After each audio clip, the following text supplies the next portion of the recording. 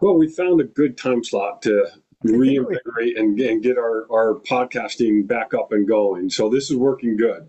I think we did. So we were talking a little bit off the air, but I'm going to Spain next week. So I Mhm. don't, next Friday might not work, but Yeah, yeah. we're trying these Fridays in the afternoon, and it seems to be working out really, really good for both of us. So awesome stuff. I think this is now we're getting, we're back onto a kind of almost a weekly schedule here. Yeah, no, it's good. And now, okay, now when you go to Spain, you're not crossing the international date line. No, we're going back. I think you go back 8 hours.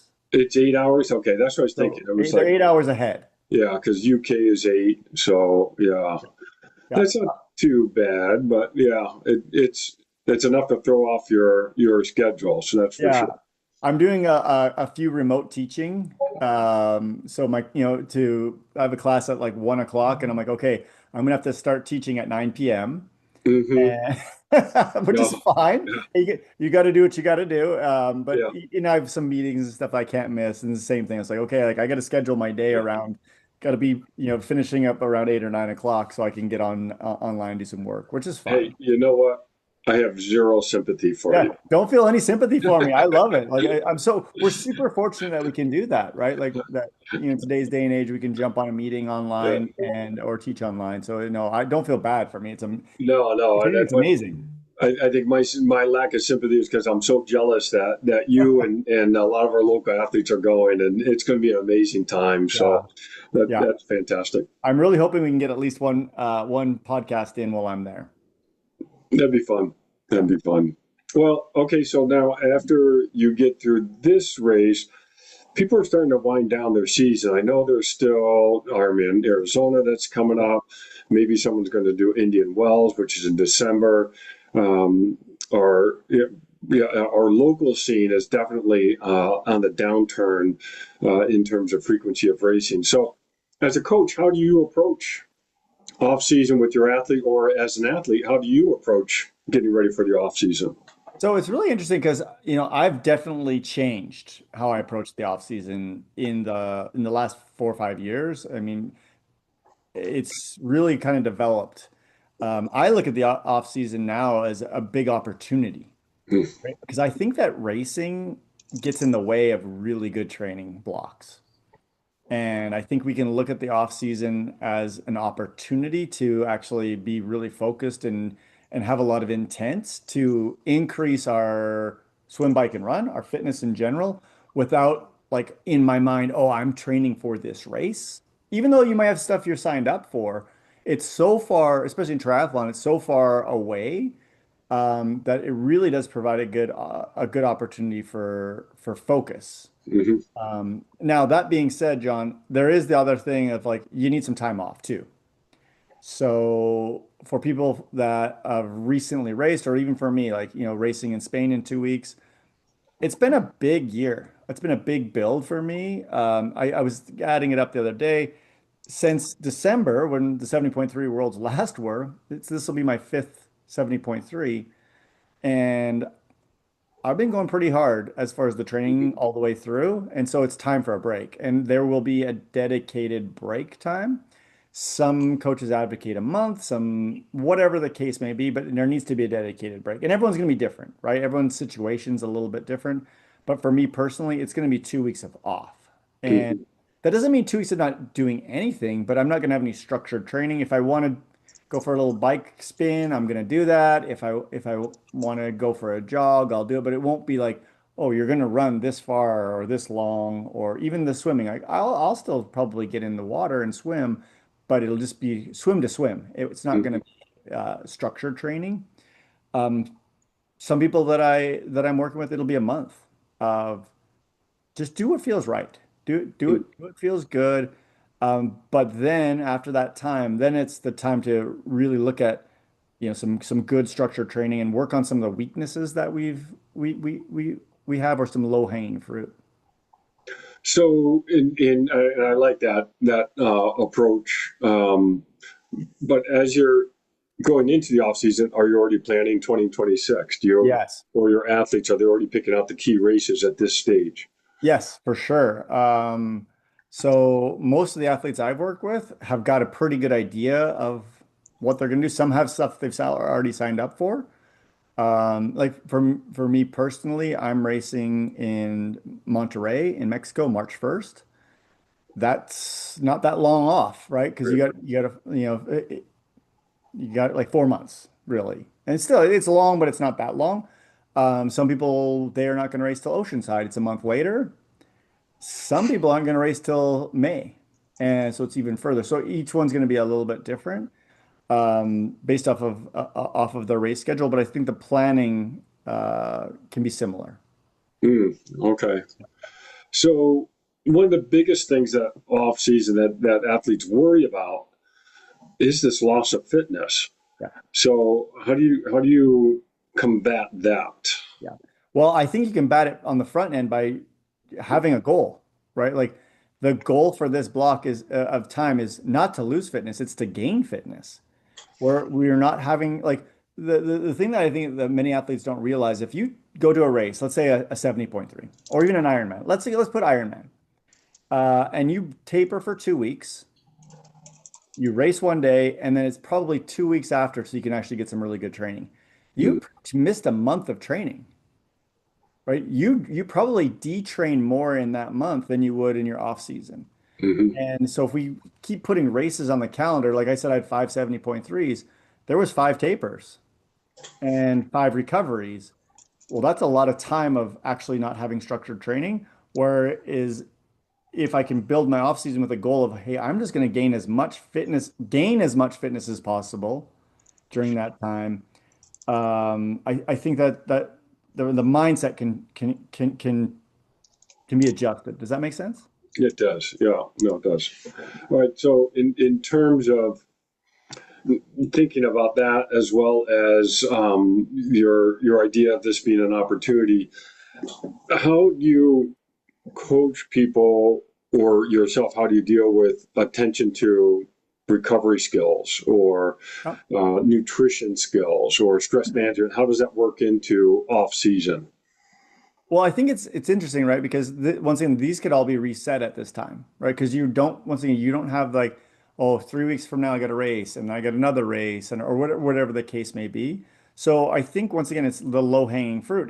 If nutrition is an issue, it's a time to potentially deal with it. But if someone's got their nutrition pretty much dialed in and they're really comfortable with it, they're comfortable with their body composition, they're comfortable with how it's going in nutrition, we don't deal with that. I Mm, think that once again, this is the opportunity to reset and to look at things. And I'll give you another example. One you didn't mention, but I have several athletes that want to do more weight training. It's really hard to add weight training into your schedule when you've got a race in 3 weeks, yeah. right? Or you get a race in a month. And I'm like, well, we don't want to add a new stimulus right now. Once again, we're going to weight train to decrease injury risk. We're probably not a good time to do it in the middle of a season. Mm, So once again, that if that's the goal for the off season, hey, I'm going to get into weight training now. So then when the season starts, I got my 2 days a week of weight training. I can, kind of maintain throughout the whole season, with my body being, adapted to that. I think mm, maybe that's the thought of the off season is like adaption. mm. Yeah. Yeah, and these are somewhat skill sets too, in terms Right. of being Yeah. able to Yeah. do and knowledge based too, in terms of what's going to help with recovery or Yeah. tools that they need for recovery or even sleep and what have you. But in Yeah. nutrition, it's always it's habit building. Finding that sustainable diet that you can carry over as opposed to short term changes. Yeah, it's actually really interesting.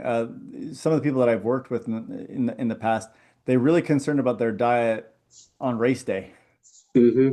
or the day before, Yeah. right? And that's nice, but you're 10 times bigger bang for your buck if you're paying attention to it regularly. Hmm.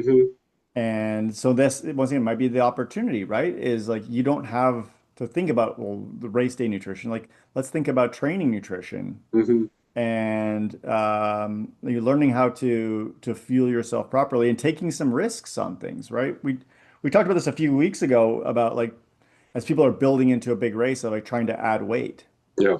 right? Well, maybe this is an opportunity. Like you wanted to try this thing in nutrition where you ate more on the bike when you're training, but you were worried to like, mess up what's been ha working for you. Well, now's the time once again to try things. Hmm. I also think that this is a really good time to try new gear as well. You got a new helmet, a new wheel, a new whatever. This is a good ch time to practice with that stuff. No, I love it. And in this period, do you also ever get into conversations about identity? You know, Mm. I race and that's my identity, just as someone may say that. But in the off season, you're not racing. So is there a sense of a loss of identity, or you're dealing with someone who's injured or what have you? Or Ah. um, does that ever come up in your discussions? It hasn't, but one of the things that I'm doing with a few athletes, and I did last year with a few athletes, is actually I encourage them to race more in the off season, but just little races that don't matter.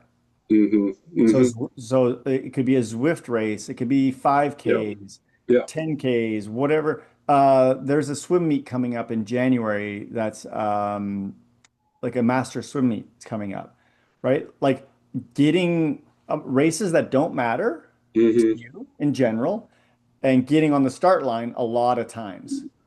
And it can keep your identity. I'm a racer, but it also can hopefully help lower your anxiety around racing. Hmm. And we've talked about this a little bit before, but one of the things that I do in the off season is I join the Zwift Racing League, and I have a team. I race with them.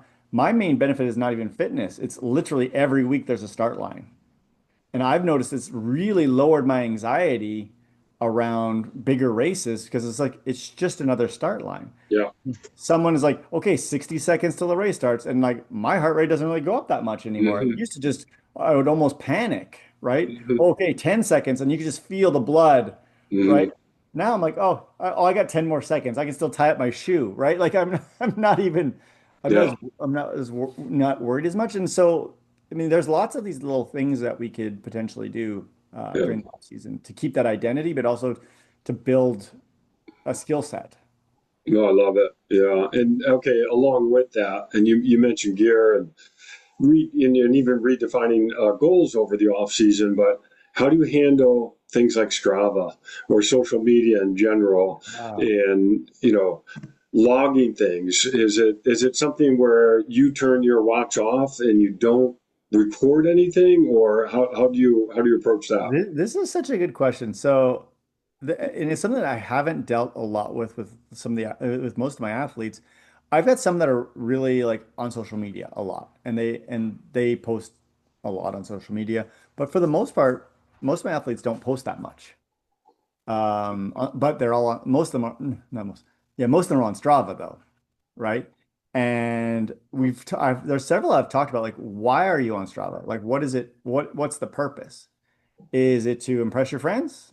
Because I tell you what, your friends are already impressed, Hmm. right? Like you're doing triathlons. Like you don't have to impress anybody. If anything, the impress could be you went out for a 4 hour bike ride and didn't look at your computer at all, and you had 120 watts because Hmm. that was the goal of the day was aerobic development, right? Like and I think that the people in the know, as far as like aerobic development in particular, look at that man. That person was so disciplined, Yeah. right? Or they went for an hour and a half run and their heart rate never got above 125. Yeah. Wow, like that's disciplined. Hmm. And like to me, that's actually it's harder to do that. Hmm. And I try and tell the athletes I work with the same thing. It's harder to do that than it is to go in the gray area for, a couple hours and smash yourself. Like Hmm. once in the people in the know that that's an amazing effort to keep your heart rate low or to keep your pace low for that training session in the winter. But you have to teach people that, right? Like that's what it's about is getting the kudos based off of being disciplined. Well, and I love that, and I think it goes along with I've always people sometimes have a hard time celebrating their accomplishments. Yes. and they end up maybe even dismissing them or moving the goalpost and saying, "Oh yeah, no, that was good, but if I did it this way, I would have been faster, what have you." I don't know. Is that along the same line that you're working to figure out ways that you can just say, "Hey, this was good, whatever it is, this," and celebrate that as opposed to maybe dismissing it or making an excuse or thinking that it could have been better. It's really an interesting thing. And this is like, coming from the coach mindset now. You're if you're working with a coach in the off season, your goal should be to satisfy the coach, Hmm. right? So if the coach says you're going to do a 3 hour bike ride and you're going to be 130 watts to 150 watts for this 3 hours, and you do that and you get the green check mark on Training Peaks, who cares what Strava is? Hmm. Because everyone else, if they're not coached, or if they're coached by somebody else, has different goals potentially. Yeah. And I think that that's a message that coaches should tell their athletes is like, listen, like your goal is to do the workouts. You pay me to help develop your workouts, to help develop this long-term plan for you to be successful next season. And if you're trying to go and get KOMs on Strava or, post these epic rides on Strava or runs on Strava or swims on Strava that are not in the training plan, well, why are you paying me? Mm-hmm. Right. Now, that being said, I've had athletes before that say, hey, my goal, I had an athlete that did this. They said, my goal is to climb in the winter, I want to climb the Red Rock Loop as fast as possible. So, you know what we did? We set a goal and we said the last month of January, Hmm. the last week of January is when we're going to go for this. And we built towards that goal, right?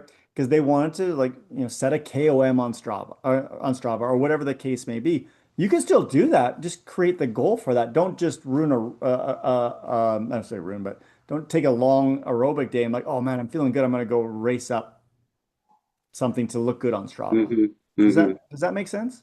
No, no, it does. Yeah, yeah, it does. And yeah, and so it is giving them things to celebrate along the Right. way, and Yeah, it's okay to celebrate even non PRs. And exactly. yeah, KOM's fantastic, but even some of the other things you mentioned is these other types of workouts are successes. Yeah. Exactly. We need to celebrate them even inside yourself. Like, and I write this on some of the training peaks for people. Okay, 3 hour bike ride, and then when you're finished, you need to go back and make sure you never went out of this zone. Hmm. And if you did, how long were you out of the zone? You need to evaluate yourself because by the way, it's always the going too hard I'm worried about. Right? Hmm. When we're doing aerobic development, I really want to do aerobic development. And you should be able to celebrate, yes, I did the workout appropriately. Hmm. And that's to me a bigger win than posting something on Strava. No, I love that. In fact, I saw a recent article, you probably saw it too, on the region method and other methods as well, Yeah. and some of the keys to success. Ultimately, a big key to success, even at the pro level, is enjoying the Yeah. sport. Yeah. And sometimes we get so, beat down with the, zeroing in on certain metrics or what have you, and we sometimes lose that fun. So I imagine your off season and some of the things you're saying, they're speaking to that. Well, and it should be fun, right? And like one of the workouts I've traditionally done in the winter is like just go for a 3 hour bike ride. Like and go somewhere new, Hmm. right? Be like an adventurer. You don't I know you got your spot where you normally train and that's great, but like just in Las Vegas, we got lots of places you could ride. Hmm. Go somewhere different, see something different. And because to me, like that's the spice of life, right? Is enjoying the workout. Or go ride with your friends that you can't normally ride with because they got different plans than you have, or maybe they're not as strong as you are. Well, go ride with them. Go have a good Yeah. time. You got a spouse that can't keep up. Well, go ride on your mountain bike and let them ride on their road bike and just try and keep up with them. Hmm. Like little things like that to make it fun, I think are really important. You're right. Like, and I think the off season is the time for more fun. Well, I want to I don't want you to spill the beans on some of the things you do for yourself, Oh, but okay. what's interesting is what I've seen you do is take an off-season mindset and build that into the season. Yeah. And Yeah. I know Yeah. you purposely take some time during the season and say, well, this is going to be sort of an off season for you for a period of time. Well, I think it's a really interesting thing because here in Las Vegas in particular, we don't really have much racing in the summer. And so in the summer, I kind of take a second off season, Yeah. right? If I can, I like to get out of town, get away and go somewhere different and just ride my bike and have a good time and really not do too much even structured training during that time because I wanna make it enjoyable. I want to do things that I want to do that are completely for me and fun and honestly it's the same in the off season. I'm going to go down to California in the off season. I'm going to ride my bike down there. I'm going to have a good time. I'm not going to really worry about what my power is, what my pace is, whatever. I'm just going to go explore and Mhm. have a good time. And I think that that's yeah, that is important for people. Yeah. No, no, it is. And could keep it fun because that's what it's a lifestyle. I'm trying to do it over a long period of time. I will share one more piece on this. And sometimes like as a coach, it's hard to just put down, go have fun because everyone's expecting, oh, here's the workouts. Hmm. And but the go for a 2 hour bike ride and just have fun. Well, from a coaching standpoint, like, is there value in that? And I actually think there is, right? It doesn't always have to be do this 3 hour ride at this wattage and do this run at this pace but it's hard for a coach to like take a step back and be like, actually, just go have fun. Hmm. I, Hmm. I I have one of the workouts. It's a 45 minute swim. Have fun. Yeah. Yeah. Well, what am I supposed to do? You're supposed to get in the water for 45 minutes and do whatever you want. You want to be with paddles, be with paddles. You want to do a snorkel, you want to do breaststroke, you want to do Yeah. backstroke, whatever. Just be in the water for 45 minutes. Hmm. Hmm. And at first, when I started putting that on people's schedule, I was worried. Well, they want structure, and I'm like, well, it shouldn't always be structured. Yeah. Yeah. Yeah. Yeah, that's tough. But that's good that you're purposeful about that, and I think that's important. All right, so now let's go on the flip side of off Okay. season, coming out of off season. So, Yeah.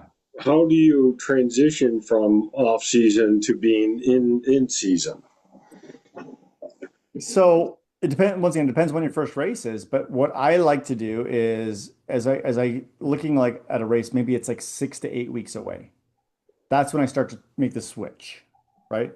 So we do like this aerobic building, off season, build. Once again, I'm trying to build fitness during the off season. That's my goal. But it's very specific. It's not a specific fitness. You know what I mean? And then as I get closer to the race, now I want to build specificity. And um, so, for example, if I know the race is going to be a very flat bike course, well, then I'm going to build specific things to be in aero for long periods of time at higher wattage. Like, Mhm. but I'll build that through that 6 weeks. Does that make sense? Yep. If it's a hilly run course, I'm like, well, we're going to be running a bunch of hills, but build it up during that time to be specific to the race that's in front of us. Hmm. Like the last 3 weeks before the taper, I put into to my logs and stuff, race specific. And I'm trying to really dial the training in to be as specific to the race as possible, um, without giving out, giving everything away as far as exactly what I do. But like that's the mindset that kind of goes into it. Hmm. But it's different. Like it's different for everybody, right? Like if I get a race in March versus a race in May, if I had an athlete right now that said, "Hey, my next race is in May," it would be the off season would be actually a little bit different. We might actually say, "Hey, you know what we need to do? Let's do a half marathon in February and let's Hmm. build towards something." So I have another build. Um, or let's go do a fondo. Like I know there's quite there's these fondos down in San Diego and in LA. Like let's go train for a 100-mile bike ride Hmm. and where you're actually going to go hard. So just something. I like to like I don't like to have just one thing really, really far off. Hmm. Hmm. No, I love it. So, you touched on the equipment part, but the environment that they train in or Mhm. you train in. I mean, is there things that you do during the off season to make sure when you are ready to get going in season that things are ready to go? I mean, such a good question. I think things for me personally have changed a lot in the last 5 years because of just the indoor training's been it Mm-hmm. just I've gotten it so much better. Like I've set an environment in my house that I really enjoy training indoors Yeah. in the off season. Like don't get me wrong, in the middle of summer or sorry, when the days are really nice, I want to be outside. But I don't force myself in the winter to go out like and wear like cold weather gear and like I've got some really nice cold weather gear that I never wear because I'm like I'm not going outside then. I'm gonna be inside. Mm-hmm. Once again, as race season starts to come, I got to get outside. I got to, especially well, running and biking, I think are very similar to that. Like you got to be running outside. You got to be riding outside. Get used to bike handling. Get used to what it's like to run around corners, right? Like running on a treadmill is nice, but it's not the same. Going uphill, going downhill, having my body adapt to what I'm actually going to be doing, I think is important. So yeah, I think the environment in the middle of winter can be more indoors, and a lot of it's because of light as well. Like Mm-hmm. you know, I I've already kind of started to like notice, man, I used, in September after work, you go for an outdoor ride, get in a couple hours. Well, now I'm getting home at 5 o'clock. By 6, it's starting to get dark, and then next week it's going to be 5. It's going to be dark. Well, it's not really reasonable for me. Like, not that's not reasonable. I don't enjoy riding in the dark. Yeah. So I think there is something to be said for that. Mm-hmm. I love it. All right. So now I don't want to be negative, but Be negative. what are some mistakes that people make in the off season? Oh man, number one mistake, I'll just tell you this, is they just don't do anything. Mm, okay. Like I think it's such a mistake for people to be like, "Oh, it's the off season. I'm going to take the next 3 months. I'm going to eat what I want. I'm going to do whatever I want." And the next thing you know, it's March, and they've signed up for Oceanside, and oh, I got to start training. Yeah. And they don't realize Oceanside is like the first weekend of April. It's not the end of April. It Mm-hmm. sneaks up on people. I've talked to Yeah. several people that have had this approach. Mm-hmm. Oh my gosh, it's like it's gonna be here before you know it, and you get into this habit of not training, Yeah. right? What I prefer people do is stay in the habit of training, maybe just not go as long, maybe if that's your thing, or instead of like I don't know, like for me and the people that I coach mostly during the season, it's 3 days a week, or sorry, it's 3 swims a week, 3 bikes a week, 3 runs a week. Well, Mm-hmm. maybe go to two, right? Like, let's just bring that down so like you're not feeling so overwhelmed. And once again, it can be shorter. If your thing's not building fitness through the off season, you want a true off season, do that. But I really think the mistake that some people make is like, oh, well, I got a long time until my next Mm-hmm. race. And then it's so much more difficult in my mind to go from 0 to 50 than it is from 25 to 75. Yeah. Yeah. Does that make sense? Oh, it does. Yeah. Yeah, Yeah. And then I think the other part that you're speaking to is if you do nothing, you fill that time with something else. exactly. And Yes. then when you want to get back to training, now you've got to restructure everything because you already filled that time that you would have Yep. trained with Yep. some other thing. And now you've got to put, Yeah. And start. it's hard because you're in that new groove, right? You're in Mm-hmm. that new, yeah. Oh, on Thursdays I go do trivia with my friends. Great. Trivia is great. Like, Mm-hmm. but that used to be your run night. Mm-hmm. And now it's like, oh, well, where am I going to fit my run in? I'm really enjoying like nothing, once again, nothing wrong with having different things in Yeah. your life, but Yeah. you're absolutely right. I think that adds a piece to it. It's not just that it's hard to get back because you're not as fit. Yeah. The other thing I think is interesting in that whole, when we can talk about this when we talk about like getting into the season, which we will in the spring, but you're not who you were in the fall. Like Mm-hmm. like you got to remember that too. Is like if you worked really hard all off season, you might be better off than you were in the fall. Mm-hmm. If you did nothing, you're not the same person as you were. And maybe you used to be your FTP was 200. Well, now it's 160, Mm-hmm. 150. And if you have your training metrics set at 200, well, you're going to be in for a rude, rude awakening. Mm-hmm. Yeah. Mm. All right. And what are your last tips for off My season? last tips, honestly, we do triathlon, or like you and I do triathlon, and the people that we tend to associate with as a lifestyle. Mm-hmm. And there's a natural rhythm to a triathlon lifestyle, and there is an off season, and we should, in my opinion, like use it, like use Yeah. it to recover from the season for sure, but then also use it to make ourselves better. And I think that there's lots of little ways we can make ourselves better. I'm just giving you one more example. Many people that I've worked with, they struggle swimming. Well, the off season, this pool's open just the same, Mm-hmm. right? So maybe that's once again, it's an opportunity Yeah. to get better at something that you want to get better at. Yeah, Love it. Off awesome. seasons, the season of opportunity. I like that. Yeah, we should have t-shirts that say that. Yeah, there you go. Yeah, it's really funny too because like when we look at the history of like professional sports. Mm-hmm.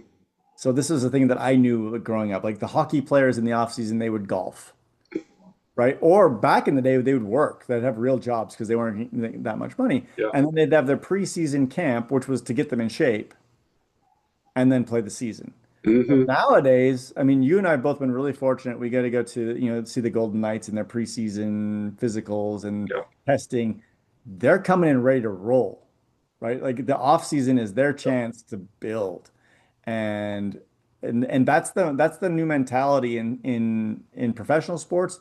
Right. And if you want to be a competitor, like get on podiums and do really well in triathlon, you can't you can't be that old school person of just, oh, I'm just gonna take it off and then in 2 weeks I'll get my fitness Right. back. Right. Probably not gonna happen. No, and I like that. I mean, you can train year round, but Yeah, your off season needs to be different than what you're right. doing in your normal season. Exactly. Yeah. Yeah. No, it's good. Awesome. Good stuff. That was a good chat. Thank you so much. I hope you have a good weekend and we're gonna schedule a time around my Spain trip. I promise Yeah. we'll do Yeah. Yeah. at least one more. What I'd love to do is actually do a little like maybe preview, a little Marbella Yeah. preview Okay. from on the ground. I think that'd be kind of fun. All right. We'll get that worked out. Okay, wonderful. Thanks, John. All right. Talk soon.